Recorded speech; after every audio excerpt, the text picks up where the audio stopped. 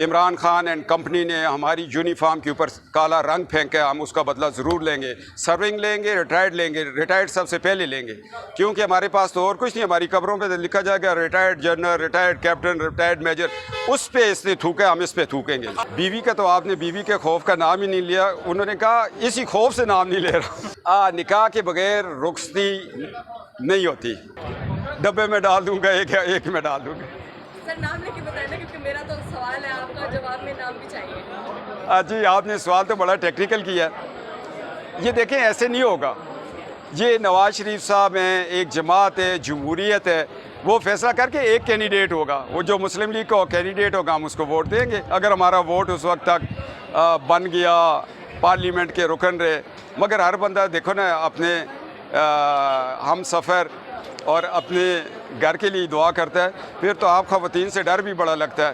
وہ ایک جج صاحب ریٹائرڈ ہو گئے، انہوں نے کہا، ان سے سوال کیا گیا کہ جی آپ دنیا میں کس کس چیز سے ڈرے ہیں؟ اس نے کہا اللہ کا خوف تھا، باقی چیزیں اس نے بتائیں جہاں جہاں، انہوں نے کہا بیوی کا تو آپ نے بیوی کے خوف کا نام ہی نہیں لیا، انہوں نے کہا اسی خوف سے نام نہیں لے رہا۔ بات میں مذاق میں کر رہا ہوں، دیکھیں جو اللہ کو منظور ہوا، محنتیں سب کی ہیں، تکلیفیں سب کی ہیں، ایک گھر کی عورت، با پردہ عورت اور کلثوم نواز کی بیٹی اگر وہ ہر 10-15 دن کے بعد باپ کے سامنے گرفتار ہو جاتی ہے، ایئرپورٹ پہ ہوتی ہے، تو آخر اس ملک کا درد لے کے نواز شریف صاحب آئے تھے، فیصلے چلیں گے نواز شریف صاحب کے۔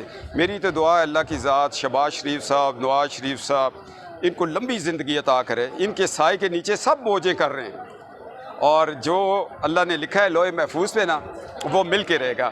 آپ کے اور میرے کہنے سے نہ ٹوٹے گا، نہ ملے گا، نہ کچھ، ہماری دعائیں ہوں گی۔ ابھی آپ کہیں گی آپ دعا کس کے لیے کر رہے ہیں؟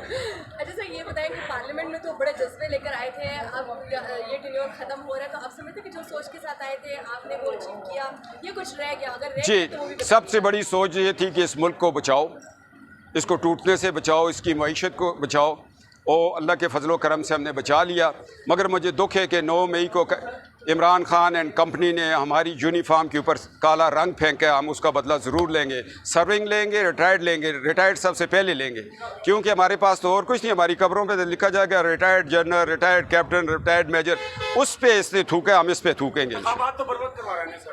یہ میں آپ کی طرف آؤں گا تب جواب دوں گا، پہلے ان کے ساتھ۔ یہ بتائیں کہ شہباز شریف صاحب نے کہا ہے کہ ابھی جو ہے سب سے پہلے دوبارہ سے مردم شماری ہوگی، اس کے بعد حلقہ بندیاں ہوگی، پھر الیکشن میں جائیں گے، ٹائم تو بہت زیادہ اس پہ لگتا ہے، کسی کے اعتراضات بھی آ سکتے ہیں، تو یہ لینتھی پروسیس نہیں ہو جائے گا؟ نکاح کے بغیر رخصتی نہیں ہوتی، اور یہ ووٹر لسٹ ٹھیک ہوگی تو الیکشن ہوگا نا، رخصتی پہلے کروا دیں، نکاح کہیں جی بعد میں کروائیں گے، وہ پھر شادی نہیں ہوگی، وہ تو السلام علیکم۔ بل جو اتنے منظور ہو رہے ہیں، اس جی پہ بھی لوگوں کو آبجیکشن ہو رہا ہے کہ کیا ایسی اجلت ہے کہ آخر میں متواتر جو ہے وہ بل منظور ہو رہے ہیں؟ بل اسمبلی کا کام ہے، ان کو پورا کرنا چاہیے نا، پھر نہیں ہوں گے تو آپ کہیں گے جی 1 سال میں آپ نے کیا کیا، ہم اپنے دکھا رہے ہیں کہ کیا کیا، جو ضرورتیں تھیں وہ پوری کی۔ اور سر الیکشن کب دیکھ رہے ہیں، کتنے ٹائم بعد آپ کو دکھائی دے رہا ہے کہ الیکشن ہو جائیں گے؟ دیکھو میں 5 سال سے 10 سال کے لیے نائل ہوا، 5 سال سے باہر ہوں، مجھے تو بہت جلدی ہے کہ الیکشن ہو، پتہ نہیں کیا ہوگا، تو میری تو خواہش ہے کل ہی ہو جائے، ہم بھی الیکشن لڑ۔ وزیر اعظم کسے دیکھتے ہیں؟ پاکستان مسلم لیگ نون کا۔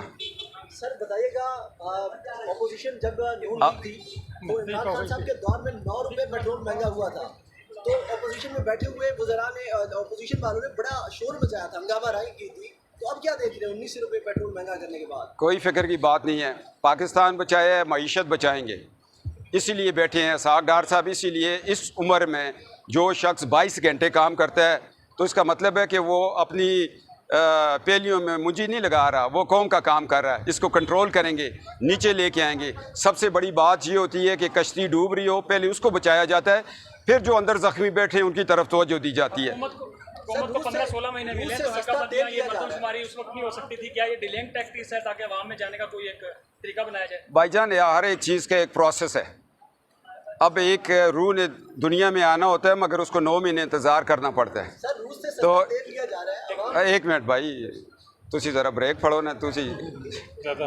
یہ ہر ایک چیز کا ایک پروسیجر ہوتا ہے۔ آپ کہتے ہیں 14 مہینے میں اکانومی بھی ٹھیک ہو، جو ملک بچ گیا نا سارے کام ہو جائیں گے، ذرا سا صبر کریں۔ 75 سال ضائع کیے، اور سب سے زیادہ اس میں قصوروار وہ जज हैं जो डिक्टेशन लेते थे। अब आप पूछेंगे डिक्टेशन कैसे लेते थे, वो आपको पता है, आप बताएंगे। सर रूस से सस्ता तेल लिया जा रहा है, आवाम को महंगे दामों बेचा जा रहा है, ये क्या कहानी है सर? ये इंटरनेशनल मार्केट को देखा जाता है। आपने इस मुल्क को 75 साल में कर्ज़ों में दबाया हुआ है और इससे भी निजात पानी है। अगर 12 अक्टूबर को परवेज़ मुशर्रफ इस मुल्क में मार्शल लॉ न लगाता तो इसहाक डार साहब ने ऐलान कर दिया था कि ये साल वर्ल्ड बैंक IMF के कर्ज़े उतारने का है। ज़रा उधर भी देखा करें ना, उधर तो आप डर से देखते नहीं हैं जो बात मैं कर रहा हूँ। मुशर्रफ ने क्यों किया, साकिब निसार ने क्यों इलेक्शन किया, चौधरी इफ्तिखार ने क्यों इफ्तिखार गिलानी साहब की हुकूमत ख़त्म की, ये चीज़ें भी तो पूछे ना मुझसे। जहाँ जुल्म हुआ वो कर रहे हैं, वो सारा मलबा आप वज़ीर-ए-आज़म पे डाल छोड़ते हैं।